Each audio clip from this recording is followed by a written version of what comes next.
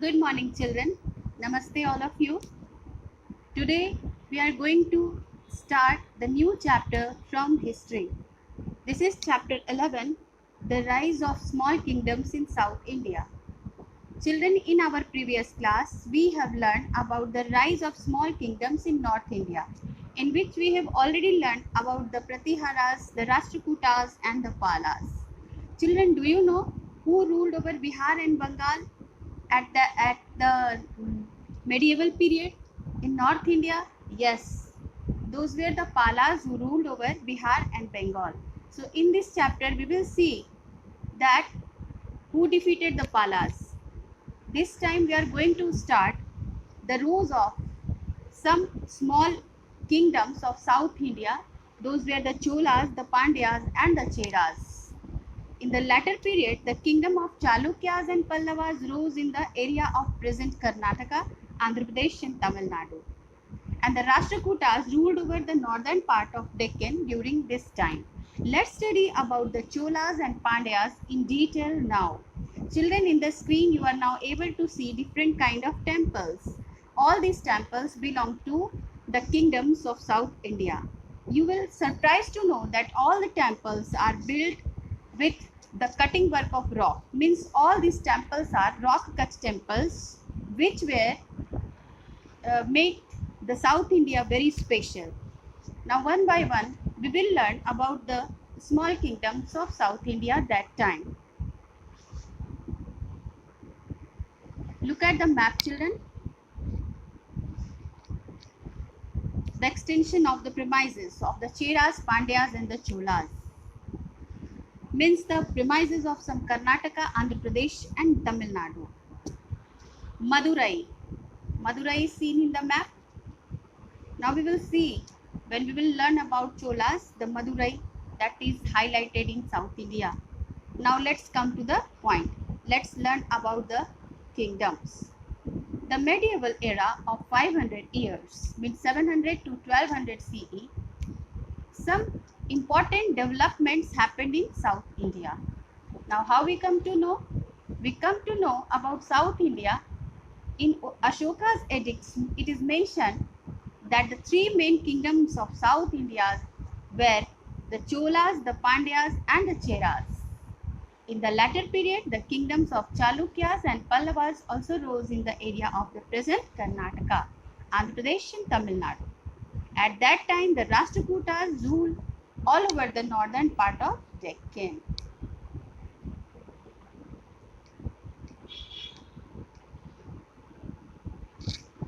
So, first kingdom, we will learn about the Cholas.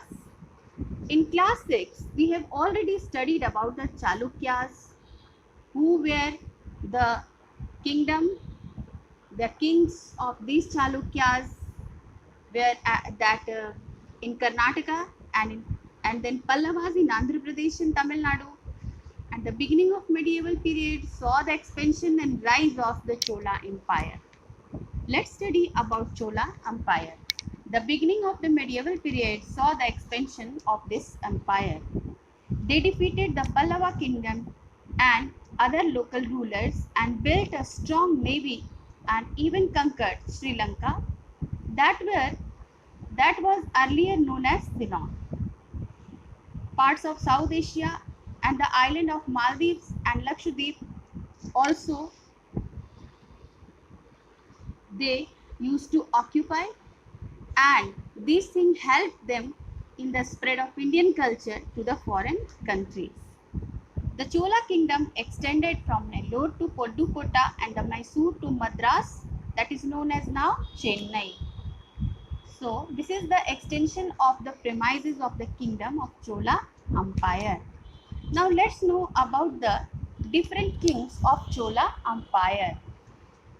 So first king was Vijayalaya. Chola kingdom extended from Nellore to Pudukkottai and Mysore to Madras, that is now Chennai, and the founder of the Cholas was Vijayalaya. So Vijayalaya, the first king, we know about him that he was the founder of Chola Empire, and the speciality of this king was He defeated the Pallavas and became the founder of Chola Empire.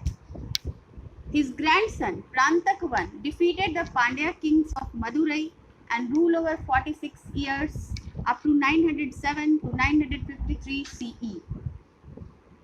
So the second king was Prantak I, and he was the grandson of Vijayalaya. Yes, Vijayalaya was the founder king of Chola Empire, and his grandson, who was Prantak I, defeated the Pandya kings of Madurai, and he ruled over 46 years, means 907 to 953. Now comes the next king that is very famous in the history of South India. He was Raja Raja I. The Chola Empire rose the supreme power under the greatest Chola king, Raja Raja I. He persuaded the policy of the conquest for 14 years and conquered the Chalukya kingdom of Vengi and captured Kerala and Madurai also. Vengi is a place, Vengi, that was the capital of Chalukyas, and captured also the Kerala and the Madurai. He also built the famous temple of Raj Rajeshwar at Tanjore. So the full name of the temple was Raj Rajeshwar Temple, and it is situated in Tanjore. Now the next king, he is also very famous king of South India, and his name was Rajendra Chola. Rajendra Chola was the successor of Raja Raja, and he ruled over 28 years. He expanded his territories over Andaman and Nicobar, then Sumatra, Malaya and Pegu. So all these were the names of the territories he conquered on.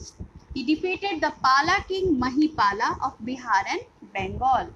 Children, as you remember, in North India we have learned about the kingdom of Palas, and King Mahipala, who belonged to the Pala Empire, was defeated by this Rajendra Chol.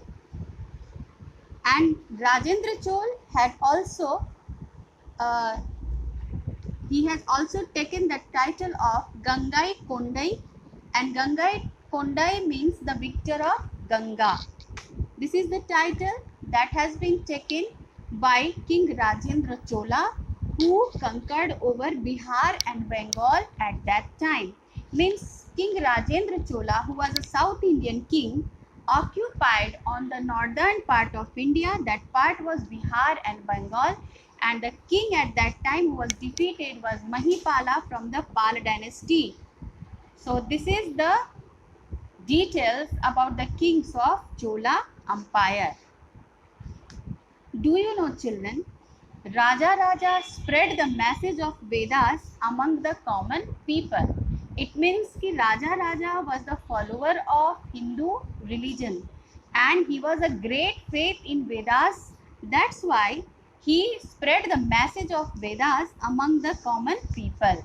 The king performs Ashwamedh yajnas to celebrate the conquest. So at that time, those kings who were very superior among all the kings of that time, they used to send a horse at the name of Ashwamedh Yajna.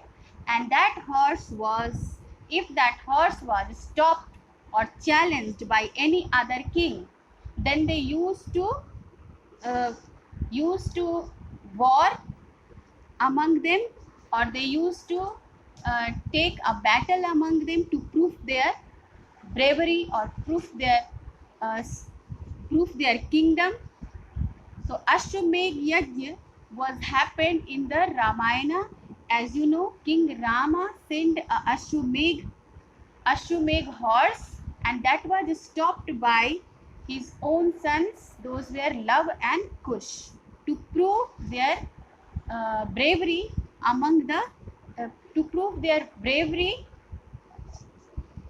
in front of that king who sent the Ashwamedh horse. So at that time the kings performs Ashwamedh yajnas to celebrate their conquest. Now comes the Pandyas. Look at the picture. Here, at the tip of the southernmost of India, Pandya's kingdom was spread on. Now, let's learn about the Pandyas. So, the kingdom of Pandyas was established in the 7th century CE. They ruled over Madurai, Tirunelveli, and parts of Travancore. It is reputed to be the most ancient of the Tamil states.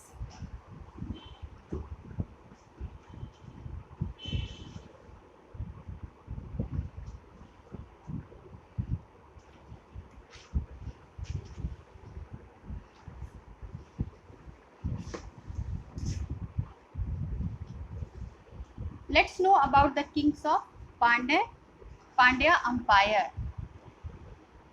The founder of the Pandya rule was Kandun Gori. The spelling written here is wrong. The correct spelling is Kandungori.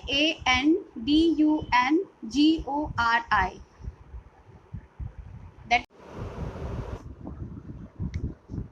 the kings of Pandya Empire. Kandun Gori.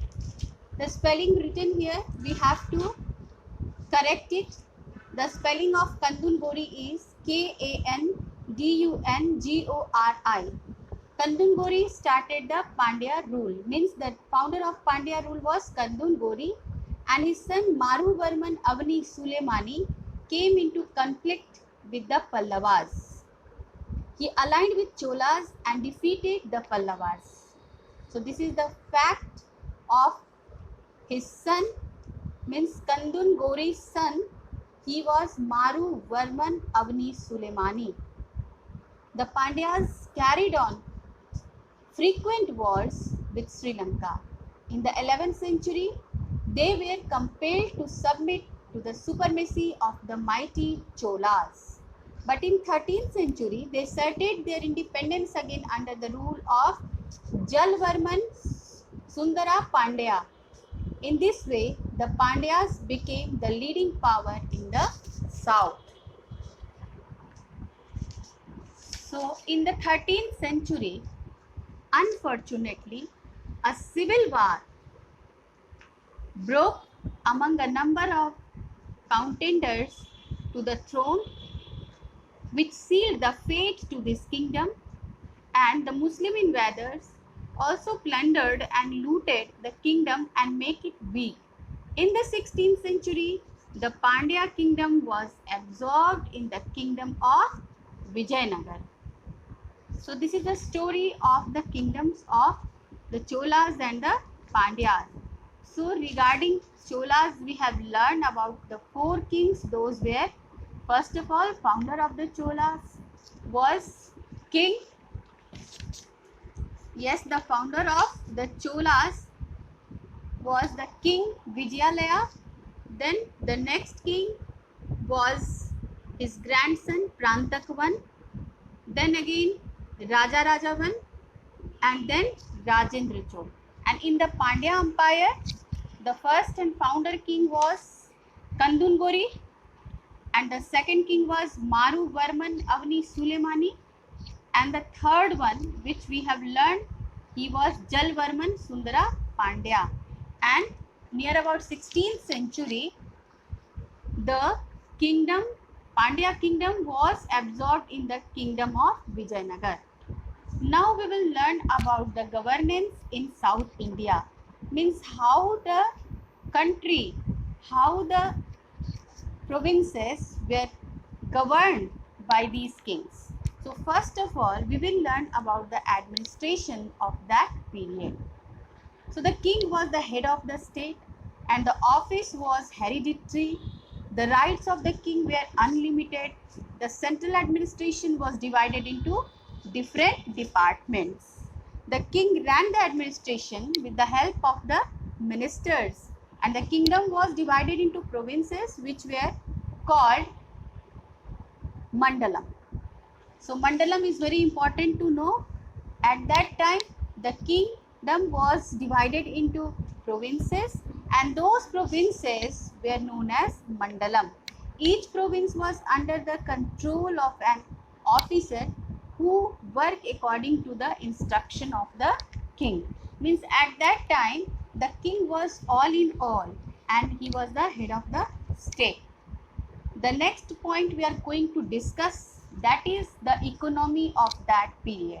Now let's know what was the main source of income. The main source of income was land revenue, and it was fixed at the third of the produce by the Chola rulers. The economic conditions of the people was good. Agriculture, trade and weaving were the chief occupations of that period. The irrigational facilities are well developed, which increased the agricultural yield. The Chola rulers sent a major part of income on public welfare work. So this is the economic condition of that period, and the main source of income at that period was land revenue, and it was fixed up to third of the total produce. Now the next thing we are going to discuss, that is society, means how the society was at that time. The society of South India was also caste ridden like that of North India. Previously we have learned that in North India it was very strict, and it was very strict caste ridden society, and those castes were Brahman, Kshatriya, Vaishya and Shudra. So like that in this South India it was also caste ridden. The next point is the Brahmins and the Kshatriyas dominated the lower class. And in North India we have learned that the Shudras were mostly dominated by the upper castes. And the peasants till the land which belongs to the rulers or the temples. So in South India the temples are the greatest center of wealth, and the peasants till the land, means the land do not belongs to the peasants and it belongs to the rulers or the temples. So this is the condition of the society of that period.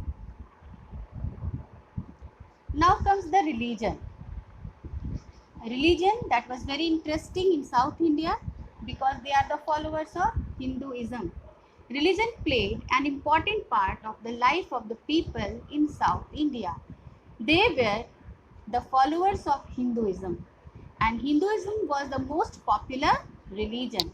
Vedic sacrifices were quite common. What do you mean by Vedic sacrifices? Vedic sacrifices means yajna and havan, as we do with Vedic mantras. So that sacrifices were quite common, means Vedic yajna and havans are very common in South India, and they were not the followers of Buddhism and Jainism. Opposite to that, they were the great followers of Hinduism. The cult of Lord Vishnu and the cult of Lord Shiva also became important during this time. Means Hinduism was divided into two parts. One cult belongs to Lord Shiv and the other cult belongs to Lord Vishnu. Kanchipuram was an important center of studies of Sanskrit and regional languages like Tamil. Children, this is a very important fact that the temples were the center of education. They were not only places where people go to worship, but they were also the places where the students get educated. So they were the center of education also. And here the name written is Kanchipuram. That was an important center of study of Sanskrit and regional languages at that time. And Tamil is also there. It was also a center of pilgrimage for Hindu devotees. The early saints preached the teaching of epics of Ramayana and Mahabharata. In South India, we will learn about Shankaracharya, who was a great saint, and like him, some other saints were also there who used to preach the teaching of the epics of Ramayana and Mahabharata. The epics were translated into many South Indian languages, and many great literary works in Tamil were written during this period. Now the next point we are going to learn, that is education. Have a look on the temple given here. It has a big premises. You are able to see that temple has a big premises because it is not a place only where people come to worship, but it is the center of education also. And not only this, the temples of South India were not only the place for worship but also important centers for culture, administration and education. Each temples had attached mathas. Mathas, you know, mathas is a place where students used to live and with the profit of free fooding and lodging. So matha which provide free education, boarding and lodging to the student. Means education was very valuable that time, and all these facilities provided by the kingdom and the king, that a student used to live in the mathas. Those were just with the temples, and in those mathas the students got free fooding and lodging. Means free of cost they used to learn and get educated in the temples. Some temples emerged as leading cultural centers where fairs, contests and other cultural activities were organized. Means those temples were having big premises which are able to hold fairs, contests and other cultural activities. They are having big premises to organize such kind of activities there. Now come to language and literature. So in that category, Sanskrit continues as the language of scholars. Means Sanskrit is used by students, teachers, and it is the language of scholars. Tamil, Kannada and Telugu also progressed at that time. So Sanskrit is the leading language because in education, Sanskrit was usually used or mostly used, and like Sanskrit, some other regional languages are also progressed. Those languages were Tamil, Kannada and Telugu in the South India. The famous sons and philosophers of this period were Shankaracharya and Ramanuja. So in this chapter we have to learn about Shankaracharya. Let's have a look on the art and architecture of this period. Look at the rock cut temple. Here, the rulers of Southern Kingdom were not only great warriors but also great patrons of art and architecture. They built number of important temples. The large rock cut temple at Mahabalipuram and the Kailashnath were built in 8th century. So these two temples are very famous. First is Mahabalipuram and the second is Kailashnath temple, and both the temples were built in 8th century.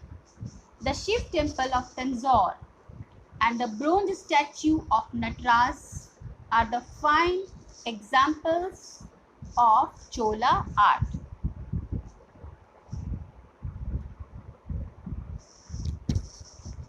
Now let's study about Shankaracharya. In the medieval period in South India, Adi Shankara appeared on the scene and he propagated the ancient Vedic Dharma in the form of advice or philosophy of non-duality, Advaitvad, or the only God. You can say the only God or Advaitvad. Adi Shankaracharya focused on the oneness of God, and this is the doctrine of Advaita. Advaita means not other, only one, and the only one is the only God. So this is the doctrine of Adi Shankaracharya. Shankaracharya taught the rules of Bhakti Yoga and Karma. Advaita is the awareness of the divine in everything and everywhere. It suggested satsanga. You know satsanga or satsang at the very first step in sadhana. So the way he suggested to reach the God is to attain satsang and to do sadhana as given in Vedic culture. Satsang means company of wise and good people.